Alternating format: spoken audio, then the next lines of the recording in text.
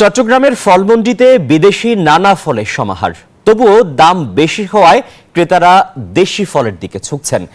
বিদেশি ফলের ক্রেতা কমে যাওয়ায় আমদানিও কমেছে কিছুটা। ফল আমদানিকারকরা বলছেন মূলত 3 কারণে বিদেশি ফলের দাম বেড়েছে। ফলমন্ডি ঘুরে এসে আবু জাবেদের ছবিতে নয়ন বড়ুয়া জয়ের রিপোর্টে বিস্তারিত। বিদেশি নানা ফলে ক্রেতাদের আকর্ষণ বাড়ানোর চেষ্টা। অক্সিজেন থেকে তাহমিদ এসেছেন আঙ্গুর কিনতে চট্টগ্রামের রিয়াজউদ্দিন বাজারে। লাল, সবুজ ও কালো রঙের আঙ্গুর থুকাই থুকাই ব্যাপারীরা ঝুলে রাখলেও 300 টাকার নিচে নেই কোনো আঙ্গুর।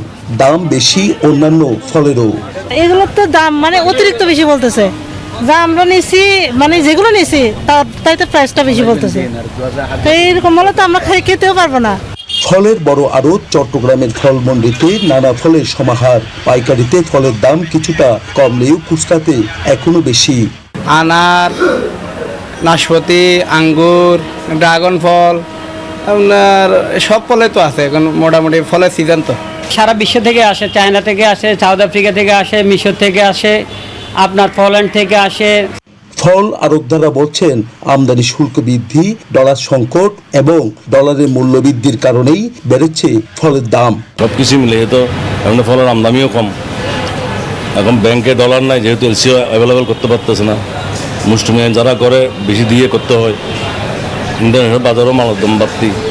দাম বাড়তে থাকায় আপেল, মালটা ও কমলার মতো ফল খাওয়া কমিয়ে দিয়েছেন ক্রেতারা। আগের দামের তুলনায় আজকে একটু বেশি মনে হচ্ছে। এটা হলো 240 টাকা কেজি, এটা আমি আগে কিনছি 150 টাকা কেজি। যেগুলো ইম্পোর্ট করতেছে বাইরের, ওগুলোর দাম অনেক বেশি। তারা বলতেছে আর কি যে ওদের কস্টিং বেশি পড়ে যাচ্ছে।